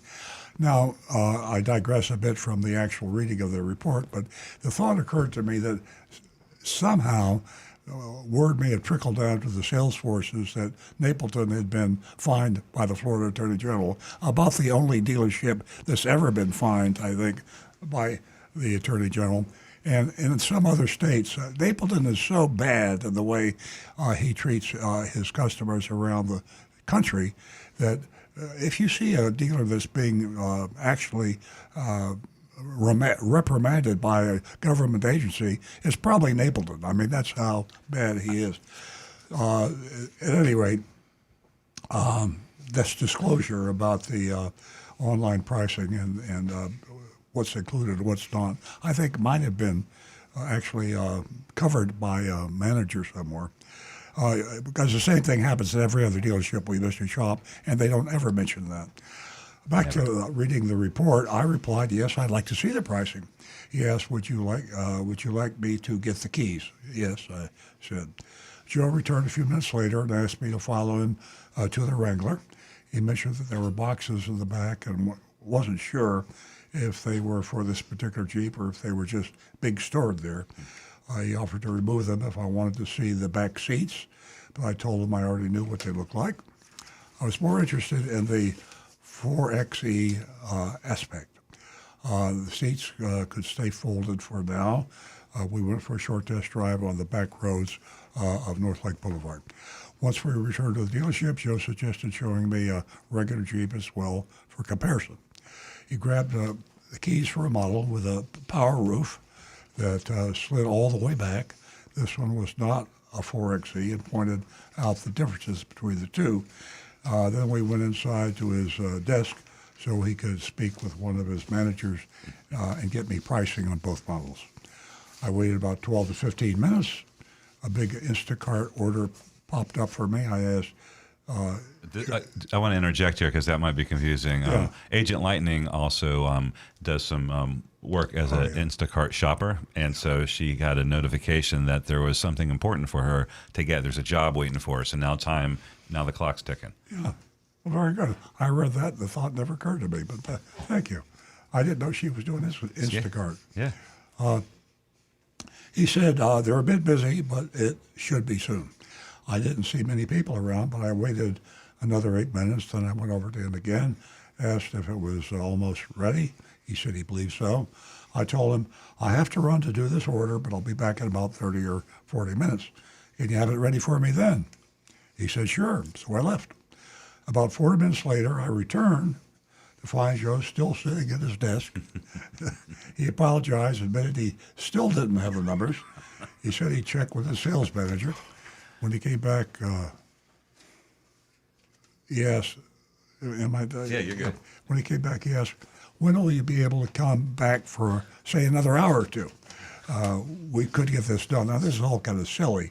And one of the reasons I'm chuckling and Stu's chuckling is that we're imagining what would happen if they did that at our dealership, to actually have a customer leave, promise you they'll be back shortly, and the simple question they ask, you haven't done a damn thing about it. So this isn't about transparency or honesty, it's about poor salesmanship. So we sometimes get emotionally involved with that. I replied, I'm not coming back. Yeah, I replied, I'm not coming back to sit for another hour or two waiting for a price.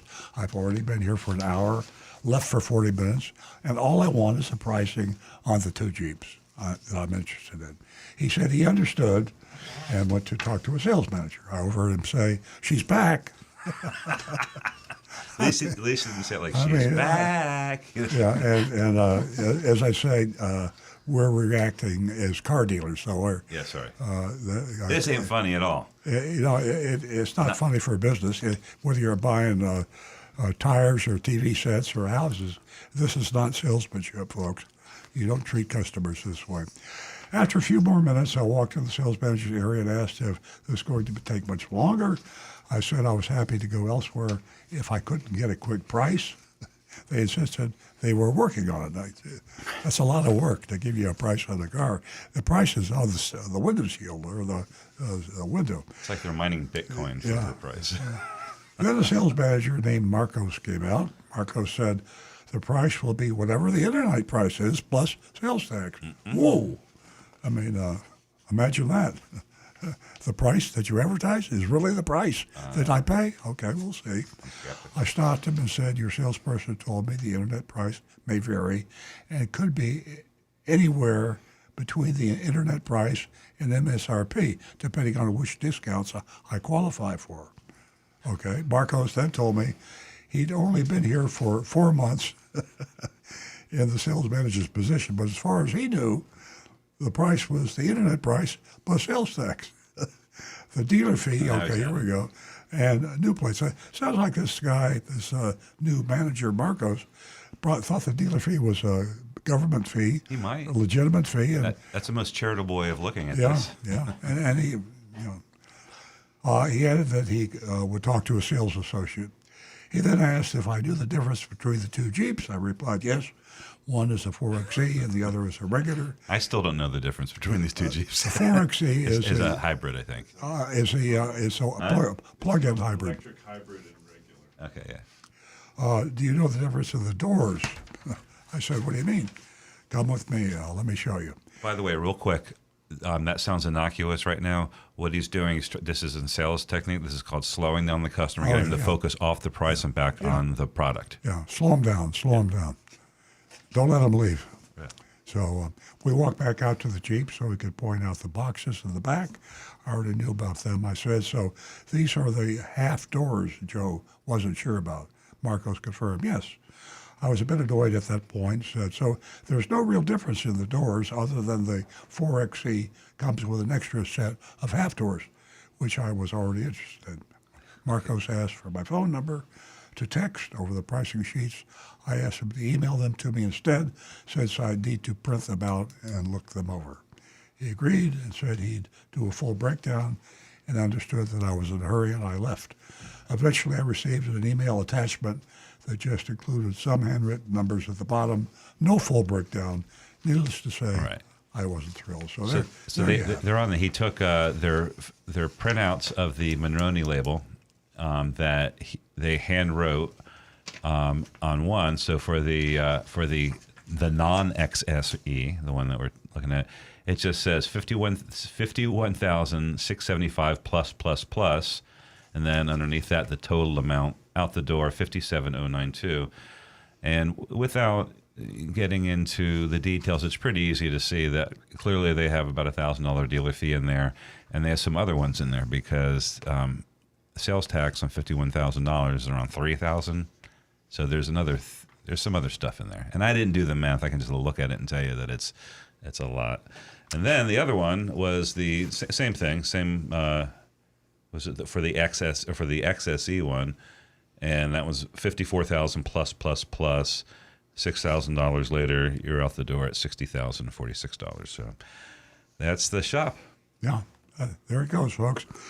And I say mainly for our new listeners, this is, we grade on the curve, and this is not considered an atrociously bad report when you consider the competition and other car dealers, especially South Florida. So we grade on the curve. If you're going to vote, we don't like to see too many A's or too many F's because it kind of distorts the reality of the way cars are being sold all over the country. Yeah. If we give them an A, we're really excited and happy. Yeah, and we have had A's, Yeah. So we are, we're voting, on these mystery shopper reports. I feel we're being very fair. Ladies and gentlemen, I'd love to hear from you. How about how you feel about this mystery shopper report? You want to vote? Go to 772-497-6530. Rick? Well, let's see. We got Frank here first from Jupiter Farms. He says, as soon as I heard Napleton, I immediately cringed. I thought I immediately fainted. I think Frank probably intended that as an F. Bob in Maryland says, it could have been a good grade, but my online grading system doesn't qualify for any of the rebates. Oh, my God. So it's an F. And let's see, here we go over on the YouTube channel. Donovan says, that's a complete waste of time. F. Yeah. Tim Gilliland says, customer service at its worst. Adios, goodbye, farewell, F. Johnny Z. Fradley says, I tried to give a D minus, but my finger would only press F. Neo Shazam says D minus.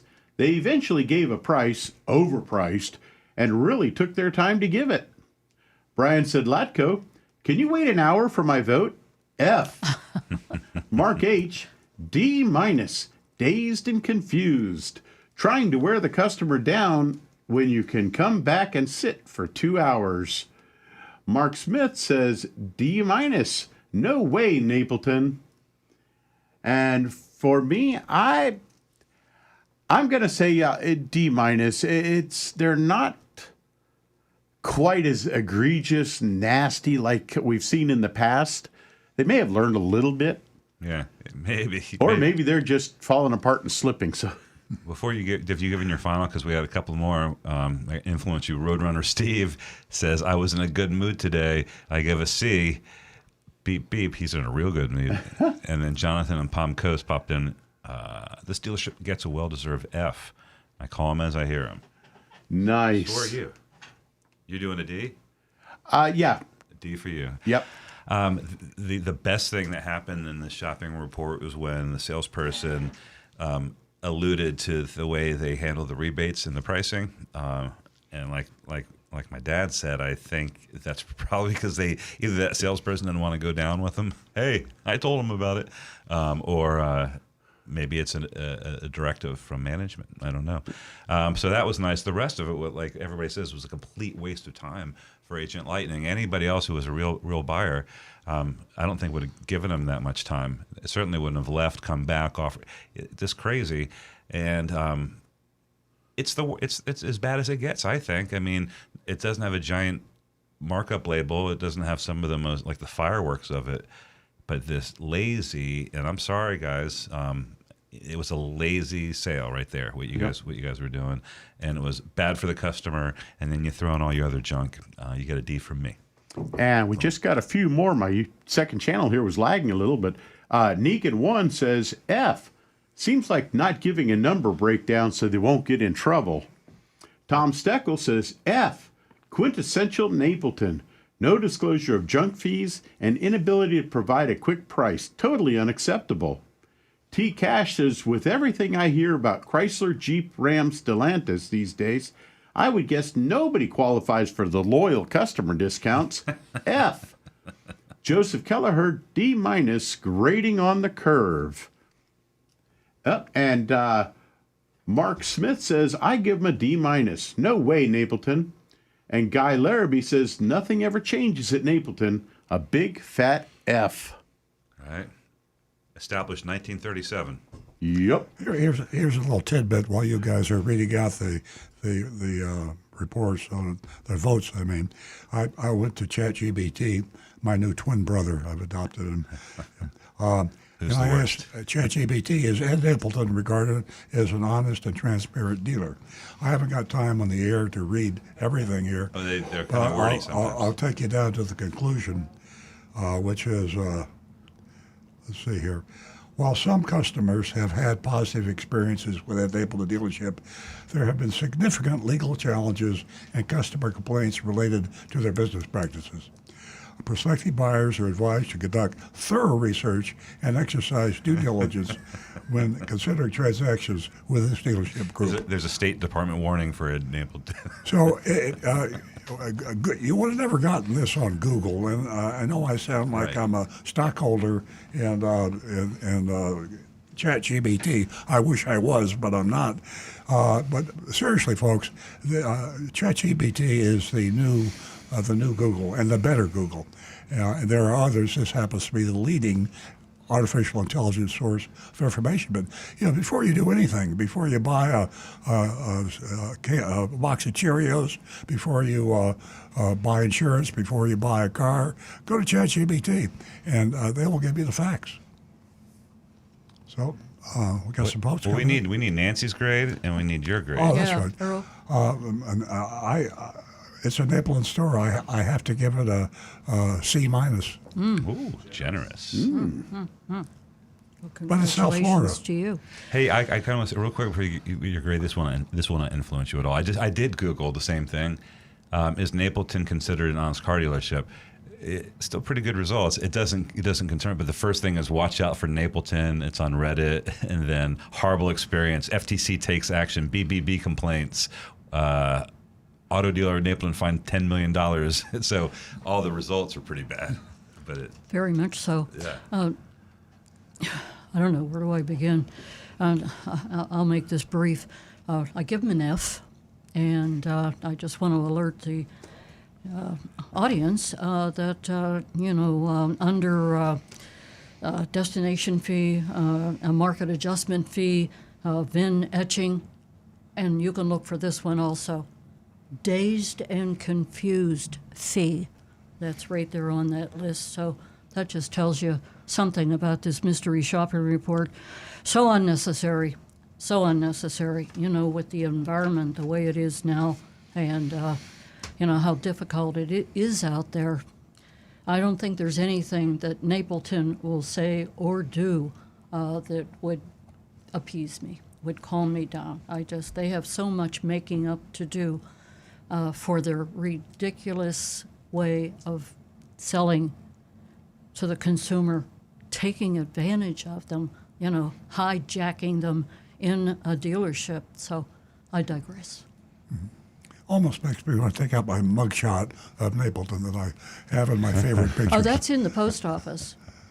You haven't been in the post office. That's probably hitting below the belt, but it's fun. He was arrested and booked for a DUI, but he's a big boy, and he played his game, and this is called punching up. Yeah, he's a billionaire. Come on. Yeah, there you go. Yeah. All righty. Okay. Where do we Is go that a from show? there? Are we done? Jonathan. We have 4 minutes. We got 4 minutes left. Really? What would you like to? Let's take the automotive news. Want to take you and I spent some time on that this morning. Well, I'm proud of automotive news because they, if you've been a listener to this show Earl on Cars for a long time, you know that they always took the dealer side, that everything was strictly biased, and it takes a lot of courage. The advertisements and the subscriptions to automotive news are by car dealers mainly and all auto manufacturers. So the editorial slant now to the automotive news is actually in favor of the consumer. And they're basically saying that, if car dealers don't get their act together and start treating the 21st century consumer properly, you're going to cease to exist a lot sooner than probably will happen anyway. And I think automotive news is maybe looking selfishly at themselves because there ain't going to be no automotive news if there are no automobile dealers. And the way things are tracking right now, you're going to have Amazon and you're going to be buying vehicles online, and the car dealers will cease to exist as we know them today. And since I've been a car dealer since 1968, that saddens me. I mean, that's my whole life pretty much. Yeah. It's been what I'm doing as a car dealer. It is disappointing. Thank you for your response. And I can see by the clock that we are out of time. I want to thank everyone for joining us this morning. We so enjoy your company. Stay tuned next week, same time, right here on the Oldies channel. Earl on Cars. Have a wonderful weekend.